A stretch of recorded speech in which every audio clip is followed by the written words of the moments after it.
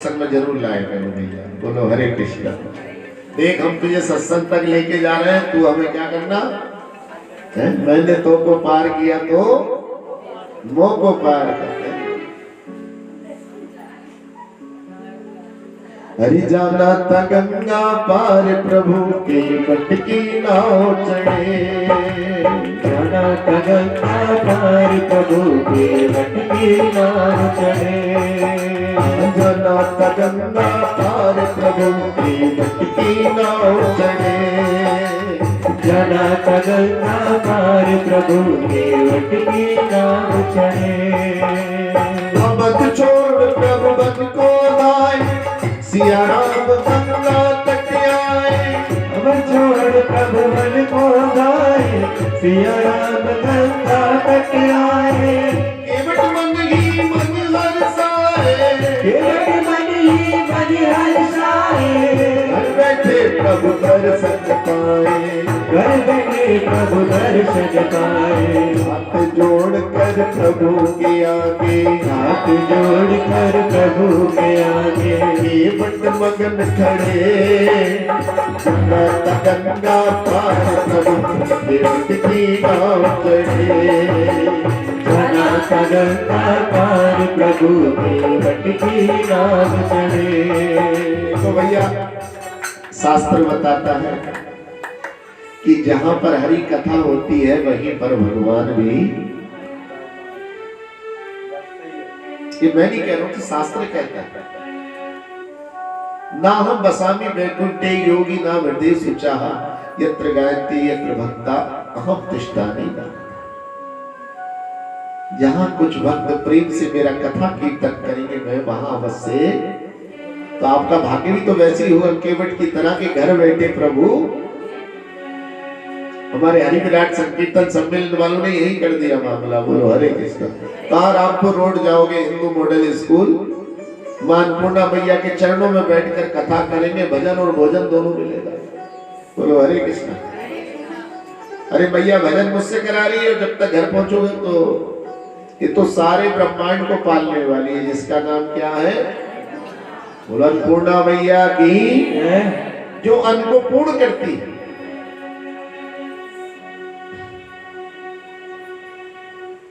जिस समय भगवान राम प्रकट हुए, चार भाई, गुरु ने नाम रखा राम। क्यों? अखिल लोकदायक विश्राम, जो सारे लोगों को क्या देगा? विश्राम, उसका नाम। और आज आप देख लो भैया, हिंदू मुसलमान सिख ईसाई आराम कर लो। क्या कर लो? आराम। ए राम मेरे पास आजा। जब तक राम नहीं आएगा तब तक विश्राम। इसलिए गुरु जी आराम कर ले, थक गए। बोलो, लोग कहते गुरु जी अब आराम कर ले, थोड़े थक गए। कथा कीर्तन सुनते सुनते पीठ क्या हो गई? दुख गई।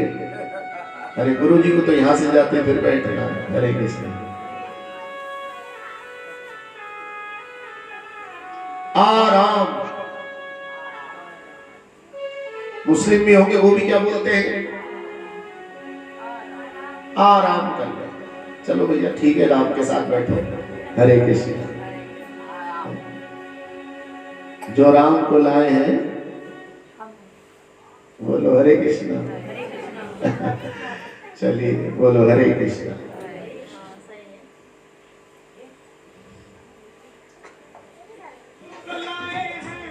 कहते हैं भगवान श्री राम नाम रखा गया क्योंकि अखिल लोकदायक, जिनके नाम से भरण पोषण हो जाए उनका नाम भरत। भरति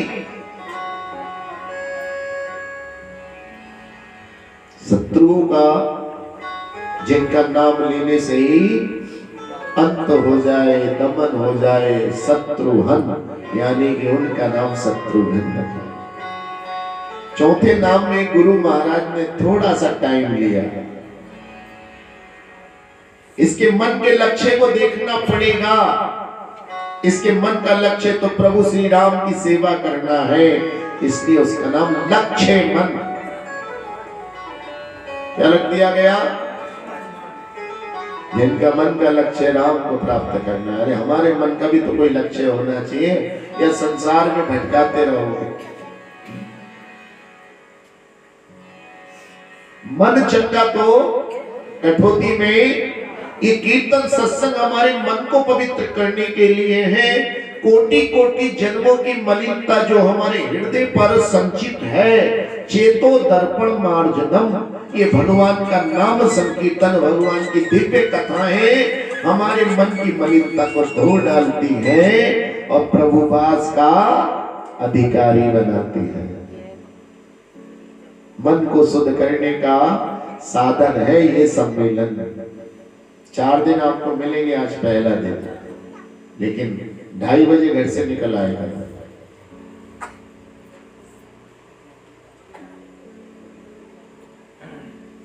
समझदारी तो कहती है कि ब्यास जी से पहले आकर बैठ जाना, लेकिन कलियुग में कोई बात ना, ब्यास जी इसमें भी खुश है। बोलो हरे कृष्ण। जो लोग घर में उठ के माता पिता को सम्मान नहीं करते, प्रणाम नहीं करते, ब्यास जी के पैर छू ले तो कम बड़ी बात है। बोलो नहीं, माता पिता को भोजन के लिए नहीं पूछते, बड़े बड़े भंडारे कराते, कड़ी कम बड़ी बात है क्या? अपने माता पिता के नाम की महिमा नहीं गाते, नेताजी खड़े हो जाएंगे तो गलियों में नारे लगाते रहते हैं। एक कलियुग है, इसमें उल्टा चक्कर चलता है सब। जाली का होता है कूड़ा डालना बना वही, तो इसलिए हो सकता है यहाँ ब्यास जी पहले आवे, श्रोता बाद आए, चलेगा। बोलो हरे कृष्ण। अच्छा होगा कि हम 2:45 आ जाए कल से। हरे कृष्ण।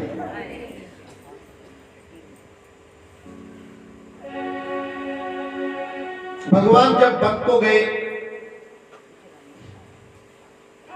तो लक्ष्मण जी का एक रहस्य बहुत बड़ा है।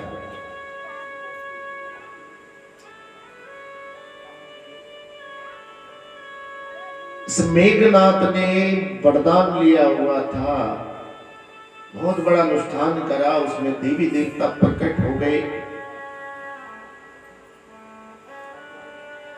एक मनोवांछित फल देना होगा, वो चाहता था कि मैं अमर हो जाऊं।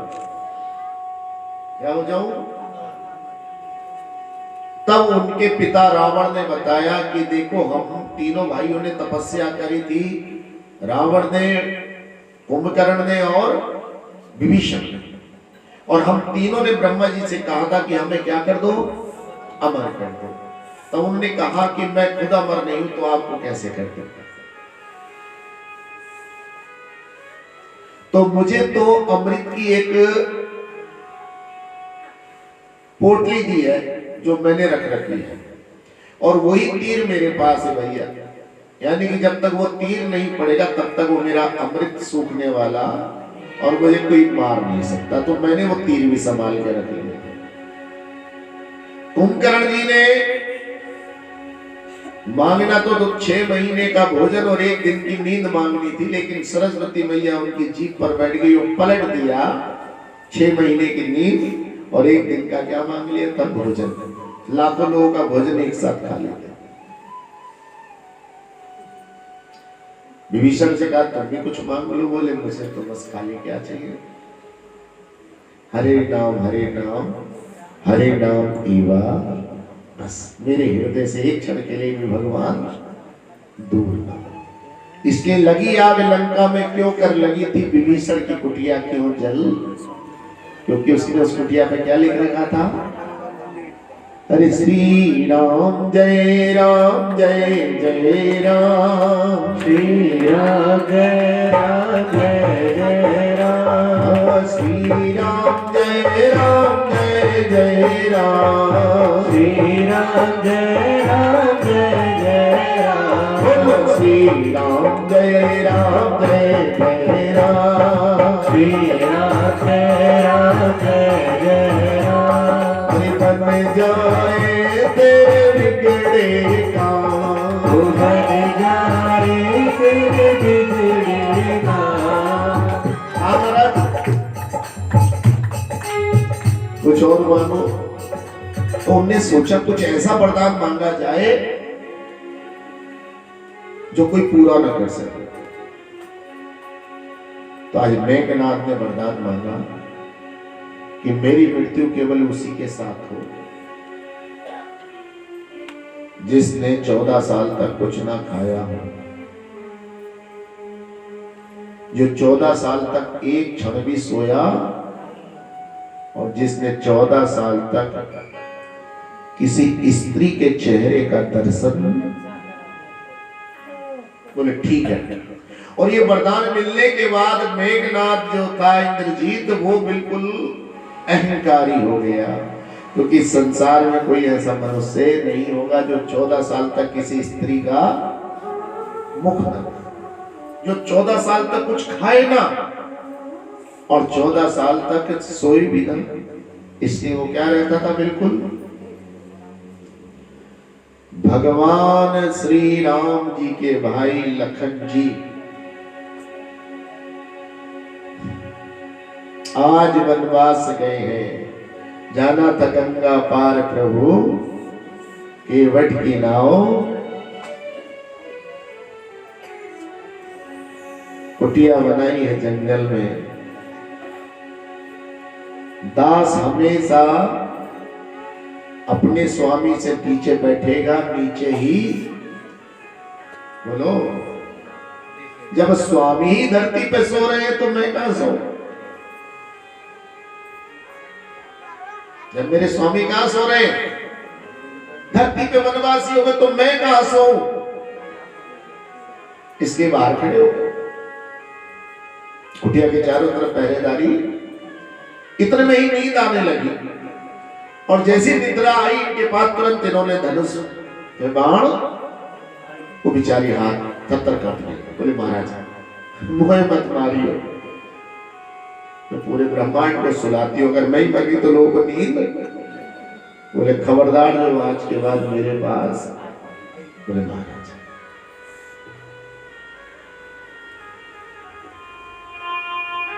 फल कंदमूल ये लेके आते थे, भगवान श्री राम को अर्पण करते थे। राम सबसे पहले निकाल कर कहते थे, लो लक्ष्मण ये तुम्हारे लिए है, रख लो। क्या बोलते थे? खा लो, नहीं खा क्या करो? हमारी राम कथा चल रही थी भैया। बीएचयू के बहुत बड़े विद्वान थे दुबे जी, उन्होंने हमसे सवाल किया, महाराज जी 14 साल तक फल वगैरह खराब ना। मैंने उनसे ही सवाल किया, जिस फल को राम जी छू ले तो कहते मिल गया गुरु जी, मिल गया, उत्तर मिल गया। बोलो हरे कृष्ण। अरे फ्रिज में रखने के बाद जब छू लेते हो तो 10-10 दिन सही रख लेते हो, और मेरे राम जिस फल को छू दे वो क्या खराब हो सकता है क्या? बोलो श्री रामचंद्र भगवान की। महाराज जी मुख ना देखा किसी स्त्री का, ये कब पता लगा? जैसी रावण सीता मैया का हरण करके लेकर गया है। बोलो हरे कृष्णा। लखन पहचानना जरा उनके जीवन का। भैया क्षमा करें, मैंने तो आज तक सीता मैया का, मैंने तो किसी भी स्त्री का चेहरा मैं नहीं देखता। जब से कहा गया हूं मैं, तो मैंने तो मैया के केवल क्या दर्शन करे हैं।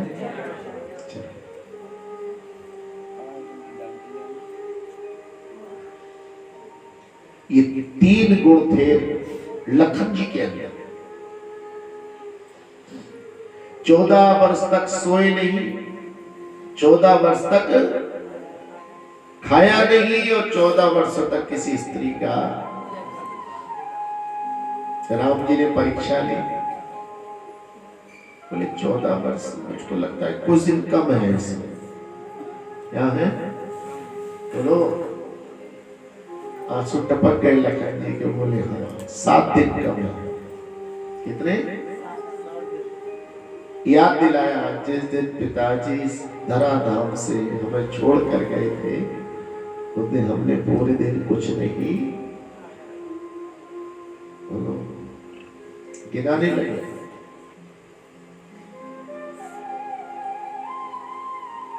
जिस दिन रावण हमारी सीता मैया का हरण करके ले गया था उस दिन हमने एक दिन कुछ भी नहीं बोलो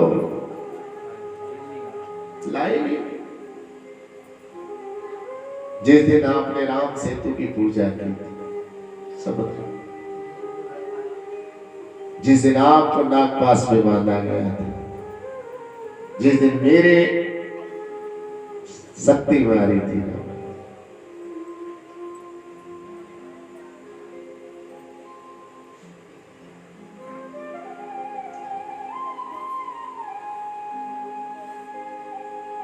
भगवान की कृपा से हमें नर्तन मिलता है। भगवान हमारे प्रारब्ध को काटने के लिए विभिन्न शरीर को धारण करते हैं। सबरी का उद्धार भगवान ने कहाँ किया? जंगल में जाकर। लोग कहते हैं महाराज जी सबरी कुरूप थी। सबरी कुरूप नहीं थी, भगवान की वैष्णव भक्त थी। कौन थी? वैष्णव सुंदर था, ज्ञानी थी, विदुषी थी, लेकिन क्षत्रिय वंश में थी। मांसाहार खाना उनके यहाँ थोड़ा सा, शिकार करना खाना ये क्षत्रियों में थोड़ा सा छूट थी। इसके विवाह के लिए 200 पशु पक्षियों को एकत्र किया गया था कि जिस दिन सबरी का विवाह होगा उस दिन तरह तरह के मांस के व्यंजन परोसे। इसने सोचा क्यों ना मैं घर से चली जाऊं, ना मांस होगा ना बजेगी। जब सबरी नहीं होगी तो विवाह नहीं होगा, विवाह नहीं होगा तो प्रीति भोज नहीं होगा, प्रीति भोज नहीं होगा तो बोलो ये बच जाएगा। इसलिए सबरी भैया कहां चली गई? बोलो है जंगल में चली गई मतंग ऋषि के आश्रम। किसके? बोलो। और यहां भी एक सवाल किया जब मतंग ऋषि ने पूछा कि बेटी तुम कौन हो? क्या पूछा? इन्होंने कोई जवाब नहीं दिया कि बेटी तुम कौन हो। फिर जवाब नहीं दिया। तीसरी बार में मतंग ऋषि ने थोड़ा सा बल के साथ पूछा कि बेटी तुम?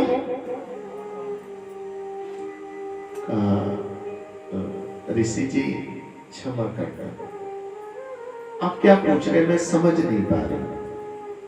अरे मैं साधारण सा पूछ रहा हूं कि बेटी तुम कौन हो? कहते महाराज उत्तर पहले देते हो, सवाल बाद में पूछते। पहले तो मुझे क्या बोल देते हो और फिर बाद में क्या बोलते हो? जब आपको मालूम है कि बेटी हूं मैं तुम्हारी तो फिर बाद में कौन होगे? मुझे क्यों चक्कर में डालते हो?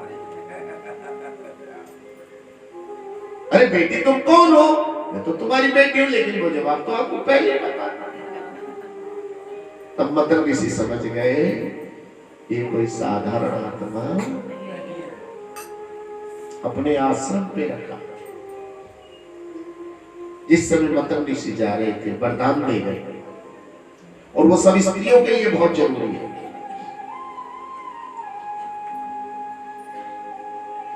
बेटी तुम यही रहोगी, यही भक्ति करोगी, यही भगवान तुम्हें दर्शन देने। अर्थात स्त्रियों को अकेले कहीं तीर्थों पे भी नहीं जाना, घर में ही कौन है उनके? पिता है बचपन में तो पिता के साथ तीर्थ कर सकते हो, पति है तो पति के साथ तीर्थ, पुत्र है तो पुत्र के साथ तीर्थ। अगर आपकी मंडली है पूरी, उसमें स्त्री पुरुष तक तो जा सकते हैं, लेकिन अकेले। सबरी महारानी को आश्चर्य हुआ, और फिर सबरी महारानी अपनी कुटिया पे ही बैठकर क्या करती थी? बोलो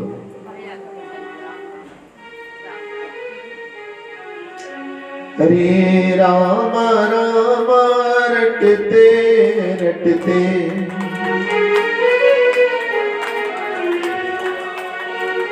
बीती रे उमरिया।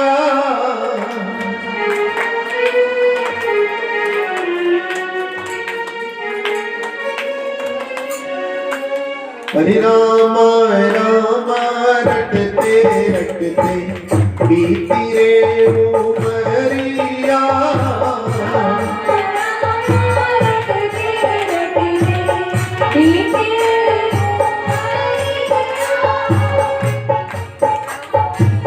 राम राम रटते रटते बीती रे उमरिया। राम राम रटते रटते कब आओगी याद मेरे दासी की झुमरिया। राम राम रटते रटते बीती रे उमरिया।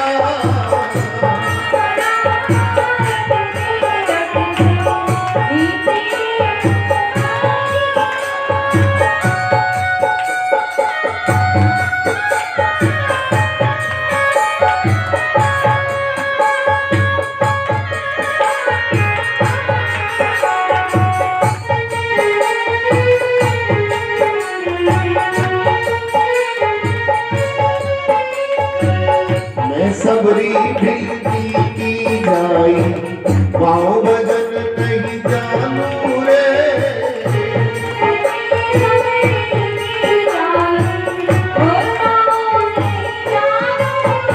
अरे अपने प्रभु के प्रेम के खातिर वन में जीवन पालू रे।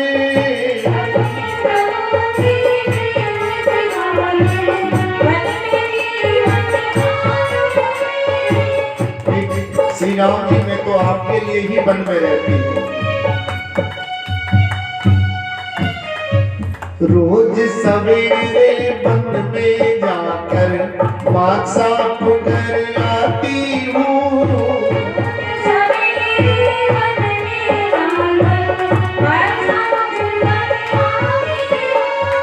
अपने प्रभु के भोग के खातिर चुन चुन फल में लाती हूँ।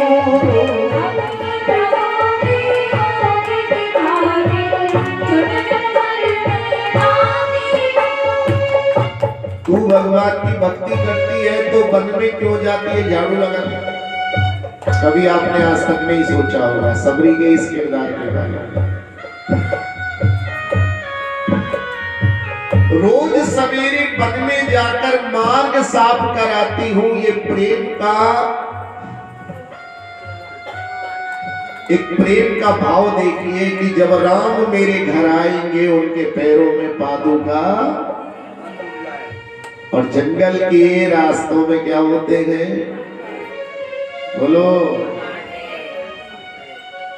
खाली अपने घर को ही मंदिर को सजाने से काम, जो रास्ते मंदिर तक आ रहे हैं उसको भी निष्कंटक बनाना पड़ेगा। आज हमारे धर्म के बहुत सारे मंदिरों के रास्ते विधर्मियों से भर गए हैं। बोलो हरे कृष्ण। वो सारे कांटे आपको हटाने पड़ेंगे। मुझे अयोध्या का कांटा तो साफ हो गया, काशी के कांटे भी क्या हो गए, मथुरा का हो रहा है। बोलो जय जय श्री। ऐसे हमें भी सोचना है जिस हम मंदिर जा रहे हैं, चाहे 84 घंटा क्यों ना हो, चाहे लाल बाग क्यों ना हो, उस रास्ते का भी ध्यान रखना है। जिस रास्ते से हमें कहाँ जाना है, बोलो अन्नपूर्णा जी के मंदिर जाना है। कोई रास्ते में बाधा तो नहीं है, कोई रास्ते में परेशानी तो नहीं है। इसलिए हमारा कर्तव्य बनता है कि हम लोग धर्म ध्वजा को हाथ में पकड़े और धर्म के बीच में जो बाधाएं आ रही हैं उनको क्या करना चाहिए, अपने तन से मन से धन से दूर करना चाहिए। हरि श्याम सलोनी सूरत को मैं मन के बीच बसाऊंगी। हरि बोल।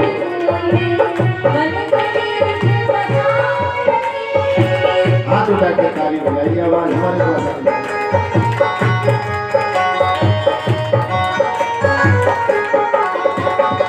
श्याम सलोनी सूरत को मैं मन के बीच बसाऊंगी।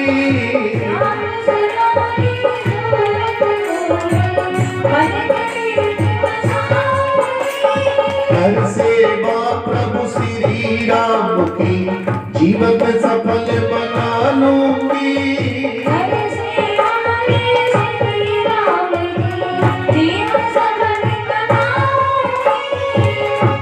हरि की सेवा से जीवन सफल होता है। दोनों हाथ उठा के बोलिए हरे कृष्णा हरे कृष्णा हरे कृष्णा हरे कृष्णा कृष्णा कृष्णा कृष्णा कृष्णा हरे हरे हरे हरे हरे राम हरे राम हरे राम राम राम राम राम हरे हरे।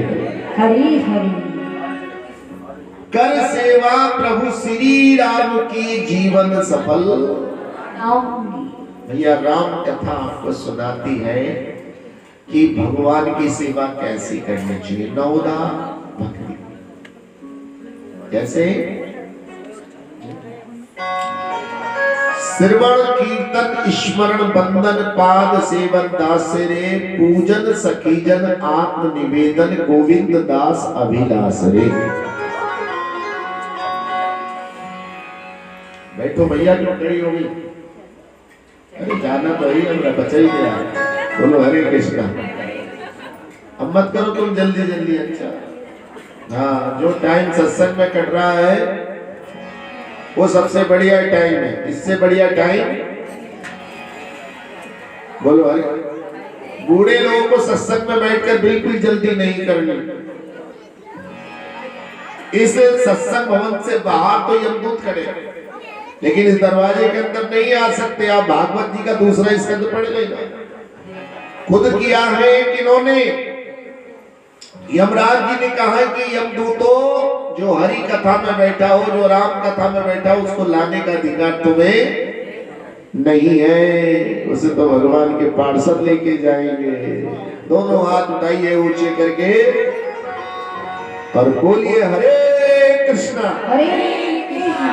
थोड़ा थोड़ा आगे आ जाइए, बीच का जो जगह खाली है और ज्यादा नहीं है, अभी थोड़ी देर की रह गई कथा। अच्छा बोलो जय जय श्री राम। दोनों हाथ उठाइए ऊंचे करके और बोलिए हरे कृष्णा हरे कृष्णा हरे कृष्णा हरे कृष्णा कृष्णा कृष्णा कृष्णा कृष्णा हरे हरे हरे हरे हरे राम हरे राम हरे राम हरे राम राम राम राम राम हरे हरे। हरे हरे। बोलो अन्नपूर्णा महारानी की जय हो। श्री हरि विराट संकीर्तन सम्मेलन की जय हो। सम्मेलन कराने वालों की जय हो। और सम्मेलन में आने वालों की जय हो। भगवान श्री राम की कथा नवदा भक्ति सिखाती है। श्रवण कीर्तन स्मरण बंदन पाद सेवन दास रे पूजन सखीजन आत्म निवेदन गोविंद दास अभी। अरे यहां से उठ के कहां जाएंगे? जो हमारे भाग्य में है उसको कोई कहते। एक साहूकार जी के पास, एक मोहल्ला साहू है, एक साहूकार के 4 दामाद थे, लेकिन एक दामाद उसमें जरा थोड़ा सा बेचारा गरीब था, आलसी भी था। आलस के कारण ही गरीबी छा गया। अब सास उसको अक्सर क्या करती थी? सहायता करती थी। जब भी वो बेटी आती थी उसको खूब देते थे। साहूकार नाराज होते थे, या तो बराबर देकर सबको, तू एक को ज्यादा देती है, वो थोड़ा सा ऐसे आगे से मत देना बिल्कुल, ठीक है। अब वो दामाद एक दिन आए, साहूकारनी को थोड़ा सा दामाद के लिए क्या हुआ, प्रेम उमड़ा। उनने जल्दी जल्दी आटे के लड्डू बनाए और लड्डू के अंदर एक एक असरफी चुपके से